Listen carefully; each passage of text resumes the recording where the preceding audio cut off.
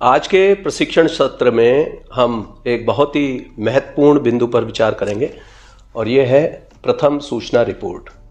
FIR कैसे दर्ज की जाए।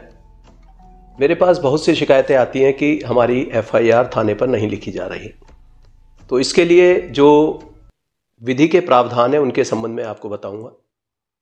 सबसे पहले इसमें जो चैप्टर 12 है, अध्याय 12 दंड प्रक्रिया संहिता का, सीआरपीसी का, उसकी जो धारा 154 है वो बहुत ही महत्वपूर्ण है। उसमें दिया गया है कि अगर किसी भी संज्ञेय अपराध की सूचना थाने पर इतला दी जाती है तो officer in-charge of the police station यानी कि एसएचओ या प्रभारी निरीक्षक जो इंचार्ज है उसका दायित्व है कि वह एफआईआर को दर्ज करेगा।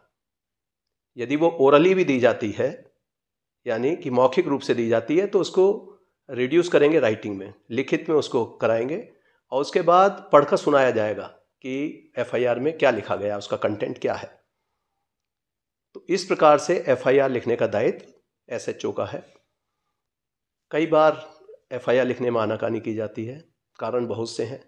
जो मैंने अभी तक इसके कारण देखे हैं उसमें सबसे बड़ा कारण आता है भ्रष्टाचार। बहुत से लोग भ्रष्ट हैं, एफआईआर नहीं लिखना चाहते।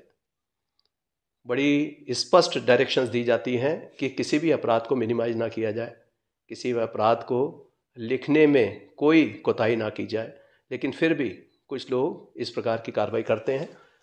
तो उसके लिए भी अब प्रावधान बहुत ही स्ट्रिंजेंट बना दिए गए हैं। इसके बारे में मैं आपको बताऊंगा कि ऐसी स्थिति में आप क्या करें। उसके कारण कई हैं कि जिसमें एफआईआर लिखने में मना करने में, एक मैंने बताया भ्रष्टाचार, दूसरा कई बार हो सकता है कि मल्टीपल डायरेक्शंस हो। कई बार कोई पॉलिटिकल बॉसेस से या किसी इस तरह के हमारे जो वरिष्ठ अधिकारी हैं उनसे कुछ क्लियर डायरेक्शन अगर नहीं मिल पा रही है तब भी एफआईआर में डिले हो जाता है। कई बार कुछ घटनाओं को बढ़ा चढ़ाकर या झूठ बोलकर लिखाया जाता है जिसका एसएचओ को पहले से ही मालूम है, तो उसमें भी वो कई बार डिले करते हैं। लेकिन ऐसे सभी मामलों में आप क्या करें। अगर एफआईआर लिखने में थाने पर आनाकानी की जाती है तो उसके लिए प्रावधान है हमारा 154(3) में ही दिया हुआ है, जो सबसेक्शन 3 है उसमें दिया हुआ है कि उसकी इत्तला फिर जो पुलिस अधीक्षक हैं, जो डिस्ट्रिक्ट के एसपी हैं, उनको बाय पोस्ट, रजिस्टर्ड पोस्ट से भेजी जा सकती है। और ऐसी कंडीशन में अगर उसमें संज्ञेय अपराध बनता है तो पुलिस अधीक्षक इसको स्वयं रजिस्टर कराकर उसकी खुद ही इन्वेस्टिगेशन भी कर सकते हैं और अपने किसी भी सबऑर्डिनेट पुलिस अधिकारी को इन्वेस्टिगेशन के लिए सौंप सकते हैं। तो ये प्रावधान 154 सीआरपीसी में दिए गए हैं। अब इसमें कोई भी अगर इंफॉर्मेशन मिलती है एफआईआर के लिए तब उसमें क्या क्या होना चाहिए और उसमें आपको कॉपी किस प्रकार से दी जाएगी, मैं इसके बारे में बताऊंगा। यदि आपने एफआईआर लिखाई है तो इन्फॉर्मेंट को उसकी निशुल्क एक कॉपी तत्काल उपलब्ध करा दी जाती है। साथ ही जो एफआईआर लिखी गई है उसकी जीडी में भी एक एंट्री दर्ज की जाती है और इस पर सभी पर टाइम भी लिखा जाता है कि घटना का समय क्या है, घटना रिपोर्ट कब की गई है। तो इसमें कोशिश करनी चाहिए कि एफआईआर में सही तथ्य लिखे जाएं, उसका विस्तार पूर्वक लिखा जाए। कई बार कुछ चीज़ें छूट जाती हैं, जैसे कोई ओमिशन हो गया, आप जो है संकट के समय में है, आप पूरी तरह से नहीं देख पाए, तो एफआईआर में सभी फैक्ट्स का आना ये भी कोई ज़रूरी नहीं है। कुछ फैक्ट्स बाद में इन्वेस्टिगेशन के दौरान भी आ सकते हैं या बाद में अन्य गवाहों के बयान में भी आ सकते हैं। लेकिन एफआईआर लिखना बेहद आवश्यक है क्योंकि उसी के बाद हमारा जो क्रिमिनल जस्टिस सिस्टम है वो पूरा मूवमेंट में आ जाता है। तो एफआईआर अगर आपकी पुलिस के द्वारा फिर एसपी को भी अप्रोच किया तब भी नहीं लिखी जाती, तो फिर इसका एक ऑप्शन और है जो धारा 156 है, उसमें 156(3) के तहत जो वहाँ के जुरिस्डिक्शनल जो मैजिस्ट्रेट हैं, जो जुडिशियल मैजिस्ट्रेट हैं, वो इस पर इन्वेस्टिगेट करने के लिए आदेशित कर सकते हैं। और इन्वेस्टिगेट करने का अर्थ है कि एफआईआर को पंजीकृत किया जाना। वर्ष 2018 में सीआरपीसी में संशोधन किए गए, काफ़ी महत्वपूर्ण है ये संशोधन भी। और इसमें एफआईआर के संबंध में एक निर्देश है कि यदि कोई महिला जो विक्टिम है वो दिव्यांग है, मेंटली या फिजिकली वो डिसेबल्ड है, चाहे टेम्परेरीली या परमानेंटली, तो ऐसी महिला के साथ यदि कोई अपराध घटित हुआ है, जैसे एसिड अटैक का अपराध हो गया 326A 326B, उसी की तरह फिर ये बलात्संग का है, या outraging modesty of A women 354 के केसेस हैं, या रेप के केसेस हैं जिसमें 376 और उसकी अन्य धाराएं जिसमें गैंग रेप भी है, और जो महिलाओं के साथ उनकी एज के अनुसार उसको कैटेगराइज भी कर दिया है। इस तरह के अपराध अगर घटित होते हैं तो उसकी FIR तत्काल लिखनी चाहिए। और यदि वो चाहते हैं कि उनके जो प्लेस ऑफ कन्वीनियंस, जिस स्थान पर वो महिला है वहाँ जाकर जो पुलिस स्टेशन इंचार्ज है उनको FIR दर्ज करनी होगी और उसकी कॉपी एक निःशुल्क वहीं पर देनी होगी और तत्काल उसका इन्वेस्टिगेशन शुरू करना होगा। इसी तरीके से मेडिकल कराया जाना, ऐसे विक्टिम्स का मेडिकल भी तत्काल 24 घंटे के अंदर अवश्य हो जाना चाहिए, जितनी जल्दी कर सकते हैं उसका मेडिकल का कराया जाना।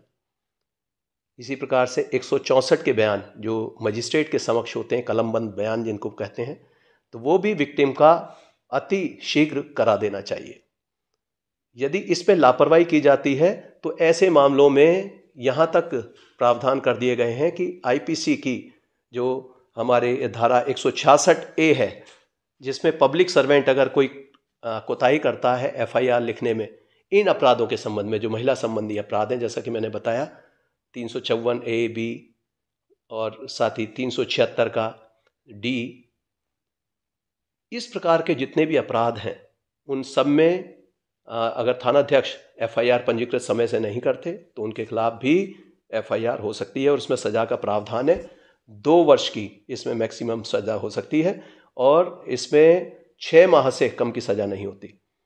तो इस प्रकार के सख्त प्रावधान उसमें कर दिए गए हैं और ऐसे बहुत सारे मामले हैं जिसमें FIR ना लिखने पर इनके सभी ऐसे थानाध्यक्ष जो इसके दोषी पाए जाते हैं उनके खिलाफ FIR पंजीकरण के भी आदेश वरिष्ठ अधिकारियों द्वारा दिए जाते हैं। अब मैं कुछ और महत्वपूर्ण जो ऐसे जो प्रैक्टिकल फैक्ट्स हैं उनके बारे में बताना चाहूँगा। कुछ लोग FIR के एक इंसिडेंट की कई FIR लिखाना चाहते हैं। इंसिडेंट एक हुआ है, उसको तरह तरह से पेश किया गया, तो ऐसी एक इंसिडेंट की एक ही FIR होती है, उसकी कई FIR नहीं हो सकती।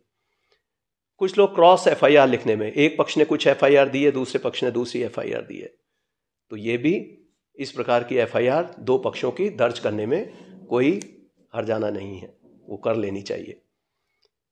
फिर कई बार ऐसे मामले हमारे सामने आते हैं कि इंसिडेंट कई हुए हैं लेकिन उसकी FIR एक लिख दी गई, तो इसके लिए भी प्रावधान है कि हर इंसिडेंट का अलग अलग FIR लिखा जाना आवश्यक है। जैसे मोटर वाहन के चोरी के बहुत सारे मामले ऐसे होते हैं, अपराध को छुपाने की दृष्टि से, संख्या कम करने की दृष्टि से एक ऐसा ही वाकया मैंने देखा कि उसमें लूट के मामले में या चोरी के मामले में जिसमें वाहन चले जाते हैं, क्योंकि वाहनों की संख्या बढ़ रही है, इस प्रकार के अपराध भी बढ़ते जाते हैं, तो थानाध्यक्ष की कोशिश होती है कि जब कई घटनाएं एक साथ हो जाएं तो उनकी एक FIR बना के लिख देते हैं। मैंने एक FIR देखी, उसमें लिखते हैं कि आज ये सूचना प्राप्त हुई कि यहाँ सोम प्लाजा के सामने एक मैंने अपनी बाइक खड़ी की थी, उसके बाद वहाँ बाइक जब मैं बाहर आया प्लाजा से तो उसके बाद देखा मेरी बाइक नहीं थी, चोरी हो गई है, मेरी FIR पंजीकृत कर ली जाए। मैंने वहाँ जब मौके पर सोम प्लाजा के आसपास कर्मचारियों से बात की तो उन्होंने कहा कि यहाँ पहले भी कई घटनाएं हो चुकी हैं, यहाँ 6 मोटरसाइकिल या इस तरह की चोरियाँ पहले भी हो चुकी हैं, तो लगता है कि यहाँ अक्सर चोरी होती रहती हैं और 7 गाड़ियाँ यहाँ से चोरी कर ली गई हैं, तो एक FIR में इस तरह लिख दिया गया। तो ये गलत है, जब घटना हुई है तभी FIR होनी चाहिए। तो इस तरह की कई बार लोग टेक्निकल आधार पर उसको एक FIR में रिड्यूस करने की कोशिश करते हैं, अपराध कम दिखाने के लिए। इसी प्रकार का एक वाक़या मुझे याद है कि जब मैं ASP था तब एक टेस्ट FIR के लिए मैं एक बिजनौर के एक थाने पर DIG रेंज महोदय ने मुझे भेजा, तो मैं वहाँ मौके पर गया एक आम आदमी की तरह। वहाँ FIR लिखाने के लिए जब कोशिश की तो पहले कहा उन्होंने कि अभी हम 2 व्यक्ति थे जो वहाँ पर गए थे, तो उन्होंने कहा कि आप लिखिए क्या इंसिडेंट हुआ। तो मैंने अपने एक साथी को थाने पर छोड़ दिया कि आप इंसिडेंट लिखाइए इसमें, और उन्होंने कहा कि आप चलिए, जो घटना हुई है घटना स्थल हमें दिखाइए। उन्होंने गाड़ी में बिठा लिया मुझे पीछे, और फिर हम घटना स्थल पर गए।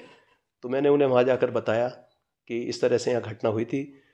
तो थाना अध्यक्ष और बाकी जो हमारे जवान थे वो काफ़ी मुझसे पूछताछ करते रहे कि आप कहाँ से आए हैं।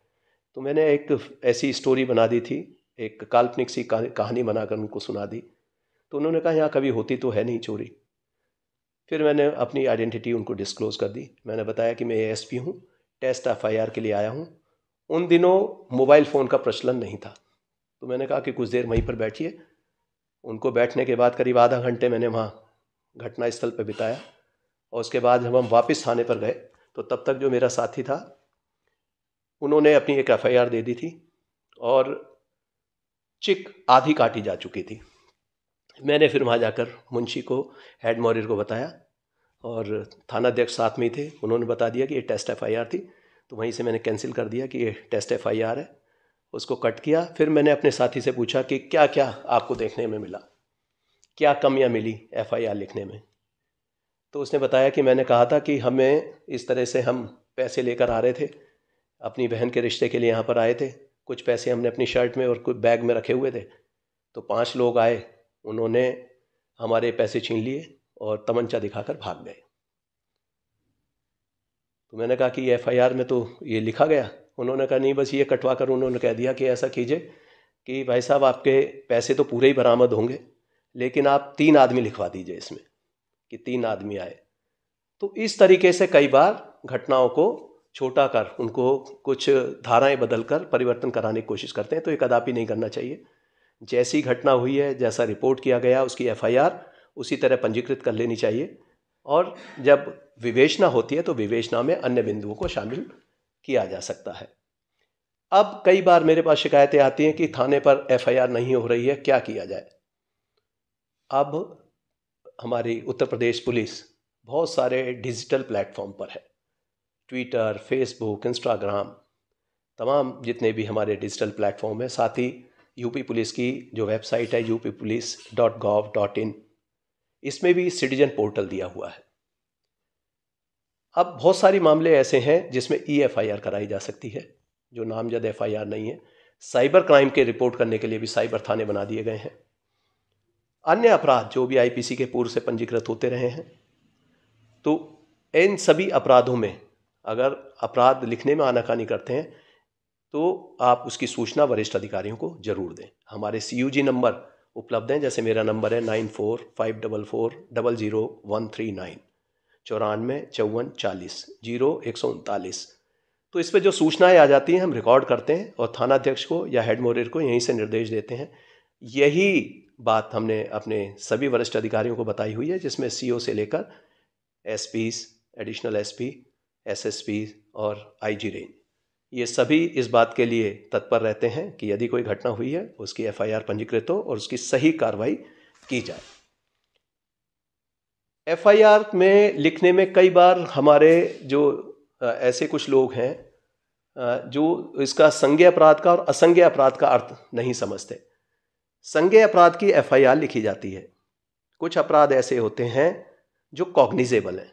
कॉग्निजेबल का अर्थ है कि जिन केसेस में बिना मजिस्ट्रेट की आज्ञा के पुलिस अधिकारी उसको दर्ज कर सकता है, उसमें इन्वेस्टिगेशन कर सकता है, उसमें बिना किसी वारंट के गिरफ्तारी कर सकता है। ये कॉग्निजेबल केसेस हैं, संज्ञेय अपराध जिन्हें कहते हैं। तो इनकी FIR लिखी जाती है। अगर FIR में जो आपकी एप्लीकेशन है उसमें ये कंटेंट बनता है कि वो संज्ञेय अपराध है, तब उसकी FIR लिखी जाएगी। कई छोटे छोटे ऐसे अपराध हैं जो असंज्ञेय अपराध हैं, जैसे 323 IPC का है, या अन्य ऐसे छोटे अपराध जिनमें सजाएं कम हैं। तो ऐसे मामलों में वो नॉन कॉग की श्रेणी में आ जाते हैं। नॉन कॉग्निजेबल ऑफेंसेस को हम उनको कहते हैं। और नॉन कॉग केस में पुलिस को इन्वेस्टिगेट करने की या किसी अपराधी को अरेस्ट करने की पावर नहीं है।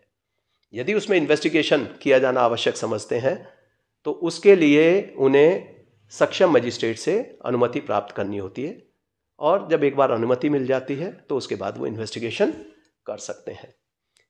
कई केस ऐसे होते हैं कि जिनसे कुछ धाराएं नॉन कॉग्निजेबल हैं लेकिन कुछ धाराएं कॉग्निजेबल हैं, तो उसकी एफआईआर पंजीकृत होनी चाहिए, फिर उसको हम कॉग्निजेबल केस के रूप में ट्रीट करते हैं।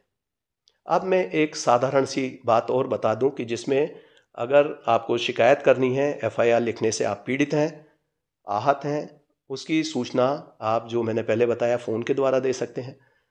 दूसरा मैं चाहूँगा कि आप अगर थाने पर आपको सही तरीके से ट्रीटमेंट नहीं होता, आप अगर महिला हैं, कोई आप जो है बच्चे हैं, तो आप जाइए, हमारे जो महिला हेल्प डेस्क हैं प्रत्येक थाने पर राउंड द क्लॉक काम करता है 24/7। वहाँ जाइए, एफआईआर के लिए अपनी बात बताइए, वहाँ पूरी रिकॉर्डिंग होती है और आपको स्टेशनरी भी मिलेगी और वहाँ आप अपनी एफआईआर पंजीकृत करा सकते हैं। हमने सभी ऐसे जो हेल्प डेस्क चलाने वाले हमारे पुलिसकर्मी हैं उनको ट्रेन किया है कि वो उनको सॉफ्ट स्किल सिखाई हैं, वो आपकी बात गंभीरता से सुनेंगे और आपकी एफआईआर पंजीकृत कराएंगे। CCTNS जो हमारा सॉफ्टवेयर चलता है जिस पर एफआईआर लिखी जाती है, उसमें आपको कंप्यूटराइज्ड लिखी हुई एफआईआर मिलेगी। कुछ लोग जैसे एप्लीकेशन दी उसको रिसीव करके दे दिया, कुछ रिसीव भी नहीं करते, तो उसमें शिकायतें आती हैं। आपको पता होना चाहिए एफआईआर जब पंजीकरण हो जाएगा तो आपको उसकी कंप्यूटराइज प्रिंटेड एक कॉपी निःशुल्क दी जाएगी। ये इन्फॉर्मेंट को उसमें देने का और उनको ये कॉपी प्राप्त करने का पूरा अधिकार है। तो इस प्रकार से आप एफआईआर इंश्योर कराइए कि आपकी कॉग्निजेबल मामले में एफआईआर हो गई है। अगर नहीं करते तब क्या करें? ऐसे मामले में मैंने बताया हेल्प डेस्क पर जाकर आप सहायता ले सकते हैं, वरिष्ठ अधिकारी से मिल सकते हैं, वहीं से आप फ़ोन कर सकते हैं। एक तरीका और है कि आप जब भी एप्लीकेशन अगर घर से लिख कर ले जा रहे हैं तो डुप्लीकेट में लिख कर लेकर जाइए, और अगर थाने पर आनाकानी करते हैं, आप थाने के बाहर निकल कर जहाँ थाने का बोर्ड लगा है वहीं से आप एक वीडियो शूट कर सकते हैं, फ़ोटो ले सकते हैं ये दिखाने के लिए कि आप थाने पर गए थे, और हमें कंप्लेंट के साथ अगर भेज देंगे तो उसमें ऐसे अधिकारी कर्मचारी जिन्होंने ये लोप किया है उनके खिलाफ कार्रवाई होगी। सोशल मीडिया पर भी आप शिकायत दर्ज करा सकते हैं। वो शिकायतें हमारे जो सोशल मीडिया सेल्स हैं हर एक जनपद में, रेंज में, जोन में और हेडक्वार्टर में, ये लगातार मॉनिटरिंग की जाती है। पब्लिक सेटिस्फेक्शन के लिए हम ये इंश्योर करते हैं कि कोई भी शिकायत आती है उसका संज्ञान लिया जाए और उस पर कार्रवाई की जाए। तो जितनी बातें मैंने ये CRPC के प्रावधान के बारे में बताई है और जो प्रोसीजर बताया है, अगर आप इसको फॉलो करेंगे तो मुझे पूरी आशा है कि आपकी एफआईआर अवश्य लिखी जाएगी। और ये आप समझ लें कि हमारे जो इंस्ट्रक्शंस हैं बड़े स्पष्ट हैं कि किसी भी अपराध को मिनिमाइज ना किया जाए, क्राइम वर्किंग ना की जाए, डाटा ना छुपाया जाए और ट्रांसपेरेंट वर्किंग रखी जाए। तो मुझे पूरी आशा है कि सभी बिल्कुल सही अपराध रिपोर्ट करेंगे, उसके कंटेंट भी सही होंगे, कोई बढ़ा चढ़ा कर या किसी को फर्जी फंसाने के उद्देश्य से एफआईआर नहीं कराएंगे। यदि आपको कोई असुविधा होती है कहीं या हमारे कर्मचारी सहयोग नहीं करते तो ऐसे में इसकी सूचना वरिष्ठ अधिकारियों को अवश्य दें। मेरी आप सबको शुभकामनाएं। जय हिंद।